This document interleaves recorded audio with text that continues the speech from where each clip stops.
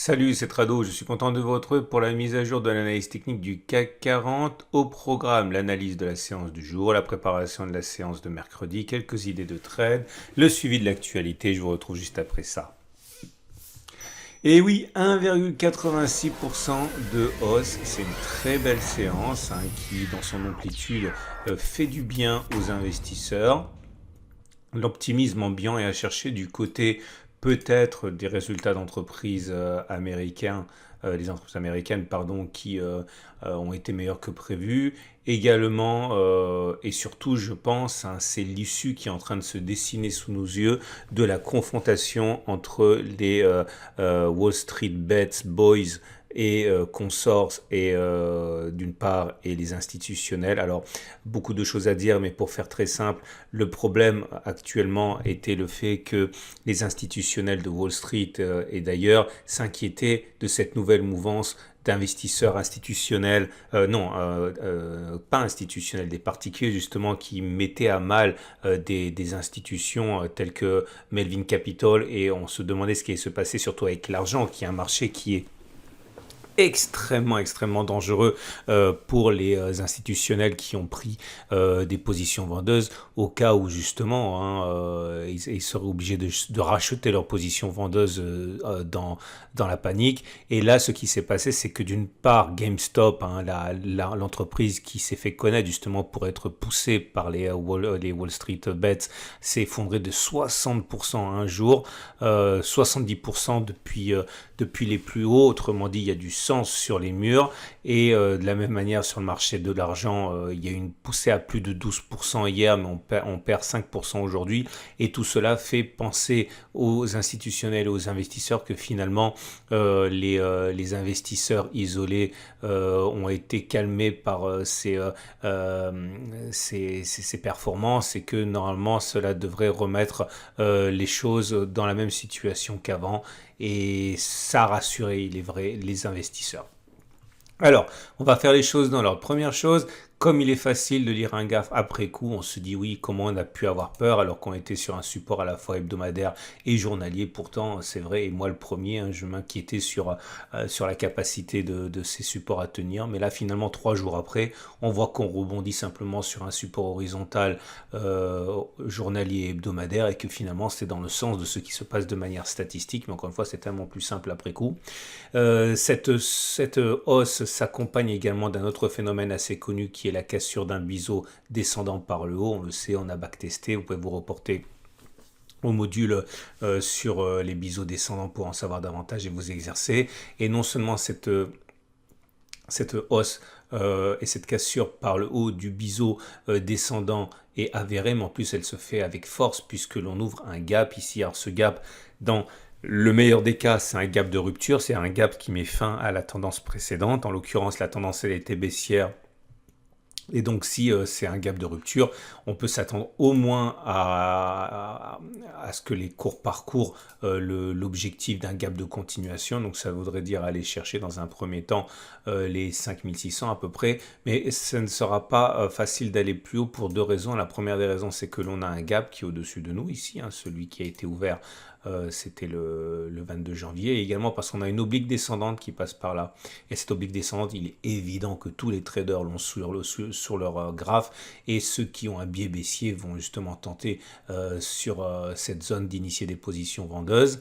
À noter également du coup que si on utilise les retracements de Fibonacci maintenant, c'est toujours utile d'avoir les retracements de Fibonacci, pas parce que c'est magique, mais parce que les traders les utilisent pour rentrer. Et on vient de passer les 50% de Fibonacci, et ça correspond en fait à ce qu'on a dit il y a une minute, c'est-à-dire que les traders qui veulent rentrer surveillent maintenant les 61,8% de Fibonacci. Donc on peut très bien avoir quelque chose comme ça, avec une mèche au-dessus des 61,8%, une bougie par contre en dessous des 61,8%. Les baissiers regardent ça, c'est une évidence. Autre chose également à noter, c'est le meilleur espoir des baissiers maintenant est l'épaule tête-épaule ici béante. Alors attention, tout ça pour l'instant ça n'a aucune validité puisque c'est simplement un scénario de travail. Mais si on utilise, j'en ai déjà parlé hier, l'outil épaule tête-épaule, voilà la première épaule gauche, voilà la tête. et on serait éventuellement en train de construire la deuxième épaule. Alors si on veut conserver un petit peu de parallélisme, ça donnerait ça. Ok. Et il faut savoir que ça n'a aucune validité en ce sens que c'est une fois cassé la ligne de coup qu'on peut éventuellement trader ça. Ceux qui veulent trader à la baisse une épaule tête-épaule potentielle comme ça doivent savoir que pour l'instant c'est qu'une construction de leur esprit, hein, et il est très dangereux, hein, d'initier une position vendeuse comme ça. Enfin, on a déjà d'autres éléments qui peuvent militer pour la baisse, hein, si on y croit. Je vous montre la fourchette d'Andrews qui est là. Alors pareil, elle est toujours valable, hein. Elle est complètement valable et on voit qu'on en a touché la médiane. Je sens que certains vont compulser à nouveau leur module sur les fourchettes d'Andrews et on n'a pas le droit d'en créer une tant qu'on reste à l'intérieur, mais pourquoi pas ne pas envisager une nouvelle attaque baissière, c'est tout à fait envisageable. Par contre, si on arrive à sortir, j'ai bien dit sortir de la figure sans en avoir, non, on a touché la médiane, pardon, et on pourra à ce moment-là tracer une nouvelle fourchette d'Andrews, mais pour l'instant c'est prématuré. Alors, on passe maintenant aux éléments purement techniques. Alors, on va commencer par la moyenne mobile à 7 jours qui montre la tendance de court terme et la moyenne mobile à 7 jours. Maintenant, attendez, je vais enlever les objets. Voilà.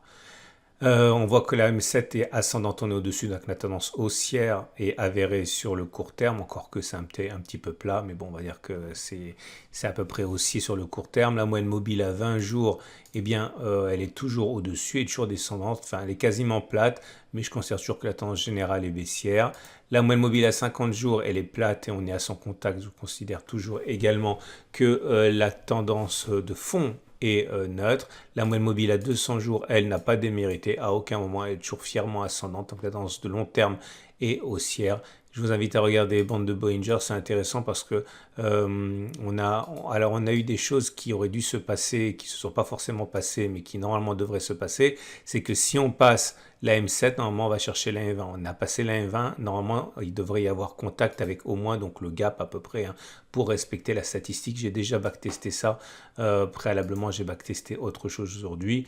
Les bandes de Bollinger sont à plat, comme ça on est en situation de neutralité au regard de cet indicateur. Ce qui nous amène à l'élément qui m'intéresse le plus aujourd'hui, c'est les indicateurs techniques. Alors c'est un peu compliqué, hein, si vous démarrez l'analyse technique, je vous prie de m'en excuser, mais on va parler de choses assez intéressantes. Tout d'abord, regardez le RSI.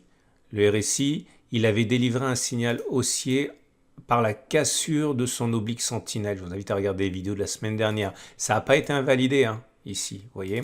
Et en ce sens, le signal, par définition, il était donc toujours valable.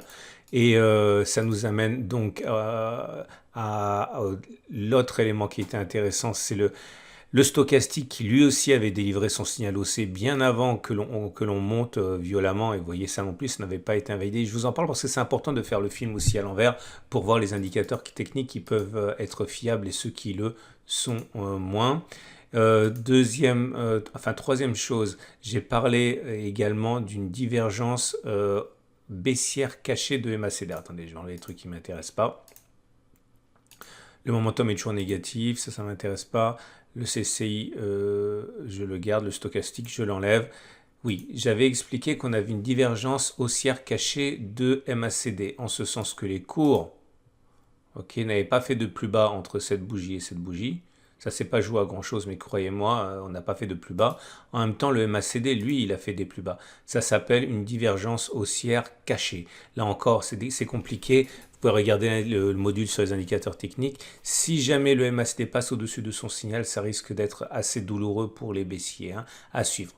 Alors, et ce qui m'intéresse le plus parmi les indicateurs, c'est le double signal haussier qui a été délivré à la fois sur le MACD 0 et sur le CCI, avec le CCI qui sort de sa zone de survente et le MACD qui croise son signal à la hausse. Alors c'est rare d'avoir ces deux éléments en même temps et forcément ça m'a donné envie de backtester quelque chose et j'ai regardé dans un premier temps ce qui se passe, la bougie Ok, alors c'est très important de faire très attention à ce que je vais dire maintenant si vous débutez parce que vous allez pouvoir gagner des années de backtesting si vous comprenez bien ce que je vous dis. Donc on va backtester, attention, roulement de tambour, le backtest du jour. Je vous rappelle que tout ceci est valable pour toutes les unités de temps et pour tous les actifs, que ce soit les actions, les cryptos, le forex, etc. Par défaut, maintenant, ce n'est pas vrai parce qu'il y a des choses qui n'existent, qui fonctionnent sur certaines unités et pas d'autres, et sur certains actifs et pas d'autres. Donc, même si je pars du principe que c'est valable, pensez à backtester avant de trader quand même. Vous ne voulez pas risquer vos sous sur quelque chose qui ne fonctionne pas historiquement. Ok. Donc voilà, j'ai commencé par faire un backtest. Je regarde ce qui s'est passé lorsque les deux signaux délivrés en même temps, MACD0, CCI apparaissent. Qu'est-ce qui passe la séance d'après? Est-ce que c'est une hausse ou est-ce que c'est une baisse? Ok. Et j'ai fait ça 32 fois, ce qui est très largement insuffisant. Mais c'est juste pour partage de ma méthode que je le fais de toute manière, pas pour avoir une validité scientifique absolue. Alors si c'est un pouce vers le haut, c'est que c'est une hausse qui vient le jour d'après. Si c'est un pouce vers le bas, c'est que c'est le backtest est perdu et que c'est une baisse. Ok. Donc le premier ici, c'était réussi puisqu'on a eu le signal sur cette bougie ici. Vous voyez, sur cette bougie ici, on a eu conjointement le MACD0 qui est passé au-dessus de son signal et le CCI qui est passé hors de sa zone de survente. Et derrière il y a une progression. Ok. Là, par contre, c'est un échec puisque, comme vous pouvez le voir, ici, on a eu le signal, mais la bougie d'après, c'était une baisse. Pas grand-chose, hein, 0,23%, mais en tout cas, c'était loupé. Et donc, c'est parti. Un succès, un échec. Un succès, un échec, un succès, un échec, un succès, un succès, un échec, un échec, un échec, un échec, un échec, un échec. Une terrible succession d'échecs. Un succès, un échec. Et encore deux succès, deux échecs, un succès, deux échecs, deux succès, un échec, un échec, un échec, encore un échec, deux succès, un échec. Et là, je suis arrivé à la conclusion assez déprimante que on avait 12 réussites et 20 échecs. Et autrement dit, un taux de réussite bien en dessous de 50%. Alors, c'était tellement décevant que je me suis dit non, je ne peux pas leur livrer ça comme ça quand même. Hein, ça serait dommage pour ceux qui découvriraient ma vidéo de voir quelque chose d'aussi pathétique. Donc, j'ai simplement adapté quelque chose. Ok, et j'ai regardé ce qui se passait quand le signal était donné. Et j'ai pris la distance entre le moment où le signal est délivré et les plus bas, le creux, le très précédent creux, donc qui est vraiment ici, ça veut dire 3,2%. Et j'ai fait le pari que finalement on irait chercher l'équivalent au-dessus, 3,2%, avant de toucher un nouveau plus bas à 3,2%. Alors là, ça correspond, je ne vais pas tout le refaire parce que sinon on va passer trop de temps à faire des backtests, mais c'est le sens en fait des petites flèches que vous voyez au-dessus. C'est-à-dire que si c'est une flèche verte, ça veut dire que ça a fonctionné, et si c'est une flèche rouge, ça veut dire que ça n'a pas fonctionné. Je vous montre cet exemple-là. Vous voyez, le signal a été donné sur cette bougie, ici. La distance au plus bas, c'était 8,5%. Est-ce qu'on est retourné sur le plus bas ou est-ce qu'on a fait plus 8,5%? On a fait plus 8,5%. Et là, regardez, c'est très intéressant parce que dans le premier backtest, ça avait échoué, mais dans le deuxième backtest, ça, c'est une occurrence qui est réussie. J'essaie de vous montrer un truc qui n'a pas fonctionné là aussi. Donc pas là. Voilà, ici, ça n'a pas fonctionné. Comme vous pouvez le voir, ça n'a pas fonctionné dans les deux cas. Le signal a été donné sur cette bougie. Est-ce qu'on est d'abord allé chercher moins 1,88 ou plus 1,88? On est d'abord allé chercher moins 1,88. Pas en clôture, vous remarquerez, hein, mais en touchette, là.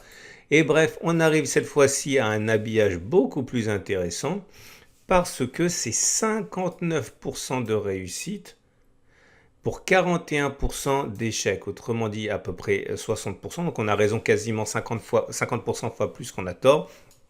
Et je ne vous cacherai pas que dans l'expérience 1 comme dans le backtest 2, en vérité, même l'expérience 1, si vous choisissez bien votre take profit, ça peut être rentable, hein. Et là, donc du coup, ça fonctionne. Alors, est-ce que ça veut dire que vous devez acheter dès la séance de mercredi matin où vous auriez dû mardi soir acheter en pariant que ça va monter? Non, bien sûr que non, parce que vous n'avez pas encore un plan de trade, vous savez quand vous rentrez, quand vous sortez, à quel moment vous prenez votre profit, votre perte, etc. Mais en tout cas, ça peut vouloir dire que vous avez matière à travailler. Par contre, statistiquement, il faut savoir qu'il y a des chances pour que, vous l'aurez compris, hein, demain soit une journée de baisse. Ben oui, ok. Allez, c'est parti pour l'Ishimoku. Et l'Ishimoku va un petit peu mieux, hein, puisque comme vous pouvez le voir, eh bien, on est sorti du nuage, clairement.